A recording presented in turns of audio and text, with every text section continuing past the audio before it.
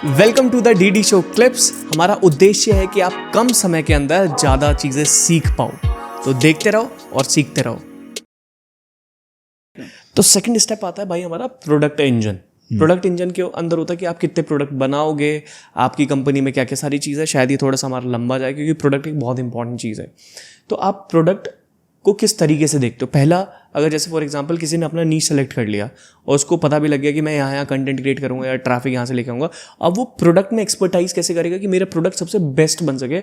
आप क्या क्या चीज़ें देखते हो उस चीज़ को लेके? पहली बात, ये बेस्ट वर्ड ही नहीं आना चाहिए। Got it. ठीक है, बिकॉज जब हम बेस्ट प्रोडक्ट की बात करते हैं वो तो नेवर एंडिंग है। और ये मिस्टेक लोग करते हैं कि हाँ मैं प्रोडक्ट बनाऊंगा, मैं कर रहा हूँ, मैं अगले साल लॉन्च करूंगा। अरे किसी के पास टाइम नहीं है यार, nobody gives a damn about you. जो आप प्रोडक्ट जितनी जल्दी बना के मार्केट में डाल सकते हो, अपने पहले 50-100 कस्टमर को दे सकते हो एज अ ट्रायल। जितनी भी बड़ी कंपनीज हैं, फेसबुक आज कोई फीचर लॉन्च करती है, क्या लगता है ग्लोबल लेवल पे लॉन्च करती है?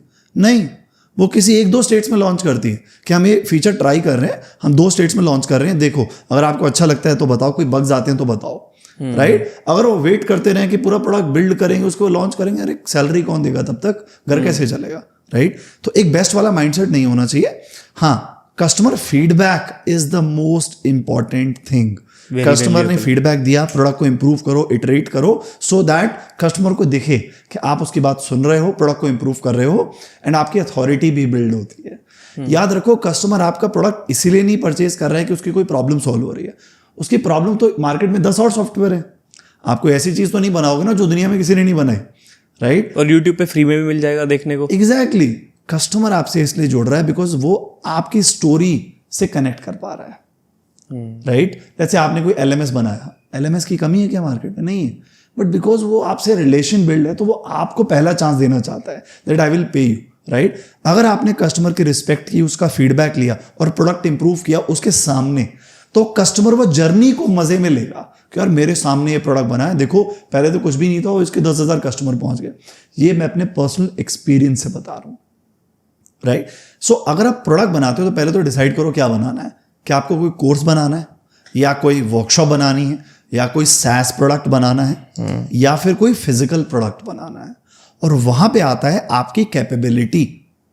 आपके पास कोई टेक्निकल बैकग्राउंड ही नहीं है और आप बोलते हो जी मुझे कोई सैस सॉफ्टवेयर बनाना है, मुझे कोई प्रोडक्ट बनाना है टेक्नोलॉजी के ऊपर, और आपको लगता है कि आप पैसे से वो किसी थर्ड पार्टी से बनवा सकते हो। इससे बड़ा कोई ब्लेंडर हो ही नहीं सकता।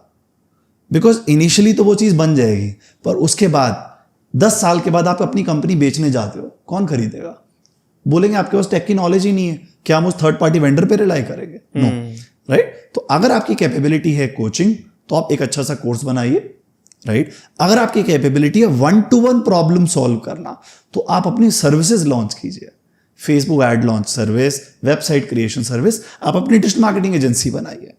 राइट? अगर आपका टेक्निकल बैकग्राउंड है और आपको शांति की जिंदगी पसंद है, वाइल स्केल करना है ग्लोबली, तो फिर आप सैस में जाइए कि मुझे एक सॉफ्टवेयर बनाना है जिससे ये प्रोडक्ट सॉल्व होगा। आजकल पता है लिंक्डइन के भी सॉफ्टवेयर आ गए हैं।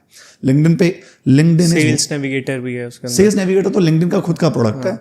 LinkedIn by the way guys is one of that platform जिसको अगर आपने क्रैक कर लिया, quality audience free of cost आपको मिलेगी। राइट? उसका एक अलग स्ट्रैटेजी रहता है, may be will talk later in this podcast. थोड़ा सा बता सकते हो उसके बारे में? यार लिंक्डइन में ना एक आजकल बहुत चीज चल रही है कि एक फॉर्मेट है। लेट्स से कोई बोलता है कि I achieved this result in these many days without this, and I achieved point number 1, point number 2, point number 3, and I have created an e book around it. If you want it, follow me, right? And comment below ebook. And people who will repost will get the access of this ebook early. Bam! Within 2 days, 100 comments और उस post का reach 1 lakh पहुंच गया। वाह! मैं Facebook पे LinkedIn पे daily देख रहा हूँ, ऐसे 10 पोस्ट में देखता हूँ। Amazing strategy. अब सोचो, लोगों ने ऐसा सैस टूल बना दिया है जिसपे आप अपना लिंक्डइन प्रोफाइल कनेक्ट करो, अपनी ऑडियंस डिफाइन करो, और वो आपको डेली 5 ऐसे वायरल लिंक्डइन के पोस्ट लिख के देगा विद गारंटी कि वो लिंक्डइन के पोस्ट वायरल जाएंगे। वो तब वायरल जाता। और अब वो ऑब्वियसली 10 के 10 नहीं जाएंगे, 10 में से एक भी चला गया तो जो आपने वो सॉफ्टवेयर में $20-50 पर मंथ पे किया है, आपका आरओआई आ गया। और वो छोटे छोटे सैस टूल्स 1-1 लाख कस्टमर पहुंच चुका है उनका। वाह! राइट। बट अब आप सोचो मेरा टेक्निकल बैकग्राउंड नहीं और मैं बना दूं सॉफ्टवेयर, कोई लॉजिकल नहीं उस चीज का, राइट।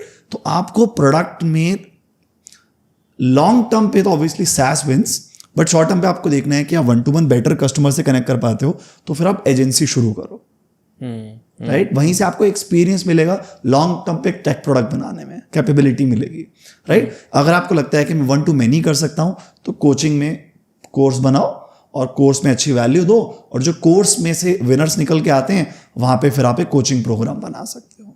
गॉट इट यार, ये बहुत बढ़िया था। मुझे ना एक और चीज़ ध्यान आई भाई कि जैसे आपने बोला कि फ्री में जब हम चीज़ें कुछ देते हैं, जैसे जियो ने किया था, जियो ने स्टार्टिंग में कितना डेटा दिया कि यूज़ करो ये करो, फिर बाद में पेड कर दिया, और वही नॉर्मल जो एयरटेल और आइडिया के जो पैकेज था सेम उतने में ही निकाल दिया। तो मतलब वो बढ़िया था कि अगर आप स्टार्टिंग में अपना कोई प्रोडक्ट बना लो, दे दो ऑडियंस को, उनसे फीडबैक आएगा, फीडबैक से उसको इम्प्रोवाइज करो, बढ़िया करो, तगड़ा करो, कंपनी की तरह, मतलब जो और दूसरी कंपनी कर रही है, उसके बाद प्राइस बढ़ा के बेचो, क्योंकि लोग खरीदेंगे, क्योंकि उनका आदत लग गई है। Absolutely, that is the best thing. पर एक चीज इसमें लोग मिस कर जाते हैं कि वो people and up creating a product जो किसी के प्रॉब्लम सॉल्व नहीं कर रहा है, जिसकी राइट पोजीशनिंग है नहीं है, और उस प्रोडक्ट में वो फीचर ओरिएंटेड बात करते हैं कि मैं ये भी फीचर डाल दूं, वो भी फीचर डाल दूं। They create a garbage out of it. आपको वो नहीं करना, आपको उसमें नो वाला अप्रोच लगाना है कि कौन सी चीज़ है जिसमें नहीं डालूंगा मैं। बिकॉज जब आप बिल्कुल कस्टमर ओरिएंटेड सोचने लग जाते हो ना, तो यू विल गो रॉन्ग। अगर आज से 100 साल पहले लोगों को पूछा होता कि यार व्हाट डू यू वांट, आप घोड़ा चला रहे हो, आपको क्या चाहिए, तो लोग चाहते हैं I want faster horse, but somebody thought कि यार मैं कार बना देता हूं। तो कस्टमर फीडबैक को ब्लाइंडली नहीं लेना है, बिकॉज कस्टमर हमेशा आपको सरफेस लेवल की चीज बताएगा। करेक्ट। आपको ये देखना है कि क्या रूट कॉज क्या है। डॉक्टर के पास जाते हो, ठीक है, आप बोलते हो यार मुझे फीवर है, मुझे चक्कर आ रहे हैं, डॉक्टर इमीडिएटली दवाई नहीं देता। डॉक्टर क्या बोलता है, रिपोर्ट कराओ, ये टेस्ट लिख के आओ। टेस्ट में वो देखता है यार इसकी ब्लड में ये प्रॉब्लम है, इसको ये दिक्कत है, फिर वो आपको बोलता है ऑपरेशन होना चाहिए या दवाई देनी चाहिए। तो जो लोग डायरेक्टली कस्टमर की बात सुन के प्रोडक्ट बना रहे हैं, गलती करेंगे। तो टेस्टिंग भी करना कि वो एक्चुअली में हो भी रहा है, पीछे नहीं हो रहा। एग्जैक्टली, उसका रूट कॉज पकड़ो, उसको एज अ फीचर लेके आओ, तो वो चीज़ वहाँ पे चलेगी। अमेजिंग। सो मैंने एक चीज़ देखी है, जब हम स्टार्टिंग में बीटा वर्जन चलाते हैं तो हम फ्री में दे रहे हैं, फीडबैक ले रहे हैं, इस चीज़ों को इम्प्रोवाइज करते हैं, उसमें कॉस्टिंग भी बहुत इंक्रीज हो जाती है, कभी कभी कंपनी माइनस में भी चली जाती है। तो इसको डायरेक्ट कम करने के लिए कुछ तरीके हैं जो आपको पता है, या नहीं ये स्टेप करना ही पड़ता है? यार मुझे लगता है कि फ्री से बेटर है कि आप पेड करो, बट टिकट प्राइस स्टार्टिंग में कम रखो। सेल्स फोर्स कंपनी सुनी आपने? Salesforce, हाँ correct. Salesforce is one of the biggest CRM software. By the way, it is not suitable for small business owners. Like literally करोड़ों रुपए का investment चला जाता है पर ईयर, अगर आपकी एक बड़ी सेल्स टीम है उसमें, और उसमें इम्प्लीमेंटेशन में भी सालों लग जाते हैं। इट्स अ मतलब अब धीरे धीरे वो डिक्लाइन हो रहा है। बट मैं उनके वेबसाइट सॉफ्टवेयर ओपन किया, और उनका charges must be around 20-30,000 rupees a month पर एम्प्लॉय और फ्यू एम्प्लॉयज़, और उसमें लिखा हुआ है कि first month start with only $9। Getting it? तो आपका जो प्रोडक्ट है आप फ्री में देने के बजाय फ्री ट्रायल दो, that you can try my product for 15 days। या फिर अगर आप बेच रहे हो तो पहले मंथ उसको 9 रुपये का कर दो या 99 रुपये का कर दो, और उसके बाद बोलो सेकेंड मंथ से ये चार्जेस लगने शुरू हो जाएंगे। बिकॉज जब आप धैर्य किसी को कोई चीज फ्री में देते हो ना, तो उस कस्टमर को अपना टाइम भी कॉस्ट लगता है। ध्यान से सुनना, जो सामने वाला बंदा है ना, उसके लिए टाइम इज मनी, बट जब वो कुछ चीज के लिए पे करता है तो उसको खुद को जस्टिफाई करना है कि यार मैंने सही डिसीजन लिया है, तो वो उसको इंप्लीमेंट करता है। और at the end implementation is the key, चाहे वो एजेंसी में हो, कोचिंग में हो, सॉफ्टवेयर में हो। अगर कस्टमर ने इंप्लीमेंट नहीं किया तो रिजल्ट नहीं आएगा, चाहे प्रोडक्ट कितना भी अच्छा हो। तो या तो आप फ्री ट्रायल निकाल सकते हो अपने प्रोडक्ट का, बिकॉज वहां पे कस्टमर को पता है कि मेरे पास 7 days का ट्रायल है, तो अगर मैंने 7 days में एक्सप्लोर नहीं किया, I will lose the opportunity. तो वहां पे फोमो आ गया। या फिर आप फर्स्ट मंथ कुछ स्मॉल टिकट अमाउंट लेके फर्स्ट मंथ उन्हें दे दो, कहीं तो कुछ कमिटमेंट रखो, बिकॉज आप नहीं चाहते कि आपके पास प्रोडक्ट का ऐसे लोगों से फीडबैक आए who are free loaders. Got it. अब ना मैंने भी ना इसका एक हैक निकाला है, मतलब ऑफर बनाने के लिए ना मैं चाहता हूँ कि मेरे पास वही लोग आए जिनके जेब में पैसा है और जिनका इंटेंट बहुत क्लियर है, they just wanted to do it. तो मैंने ना ऑफर के ऊपर ना बहुत पढ़ाई करी है, बहुत रिफाइनमेंट देखा है कि किस तरीके से करना है, क्योंकि मैंने देखा है स्टार्टिंग में ना हमारा कॉस्ट पर एक्विजिशन बहुत ज़्यादा हाई आता है। स्टार्टिंग में जब आपकी अथॉरिटी बन गई, लोग जानना स्टार्ट कर गए आपके, तो वो कॉस्ट पर एक्विजिशन धीरे धीरे कम हो जाता है और आपके प्रॉफिट मार्जिन इंक्रीज हो जाता है। तो हमने ना फिल्टर्स लगाने स्टार्ट कर दिए, काफ़ी बड़े बड़े फिल्टर्स लगाने स्टार्ट कर वेरी दिए नाइस। कि अगर आप 1 करोड़ बना रहे हो तो ही हमारे पास आना, अगर आपकी सैलरी इतनी है तो ही हमारे पास आना। तो मतलब बहुत सारे फिल्टर लगाने स्टार्ट कर दिए और हम फिर उन्हीं को लोगों को टारगेट करना स्टार्ट कर दिया। पैसा है और इंटेंट है, उसमें से हम 4-5 लोगों को सिलेक्ट करते हैं कि अगर हमें आपके साथ काम कर सकते हैं, आपका बिजनेस ग्रो कर सकता है, क्योंकि वो भी सेम फील्ड के अंदर है। एप्लीकेशन वाला सिस्टम बता रहा हूँ मैं आपको। तो उनमें आ जाता है कि हाँ देखो हम सालाना इतना बना रहे हैं और मेरे बिजनेस में यहाँ प्रॉब्लम है। तो मुझे लगता है कि डायरेक्ट रिस्पॉन्स मार्केटिंग भी अगर करें, क्या सेस बेस के अंदर, जो सेस बेस मॉडल है उनके अंदर डायरेक्ट रिस्पॉन्स मार्केटिंग चल सकता है, या 14 डे ट्रायल लोग निकालते हैं, जैसे 14 डे ट्रायल हो गया या कुछ कम प्राइस में हो गया। तो क्या हम डायरेक्ट रिस्पॉन्स मार्केटिंग के थ्रू दोनों चल सकते हैं, दोनों को कंबाइन कर सकते हो। आप 7 डेज 14 डेज ट्रायल दे सकते हो, और ट्रायल के लिए जो वो फॉर्म फिल करेंगे उसमें आप ये जितने भी सिलेक्शन क्राइटेरियाज हैं उस सबको एज अ क्वेश्चन पूछ सकते हो।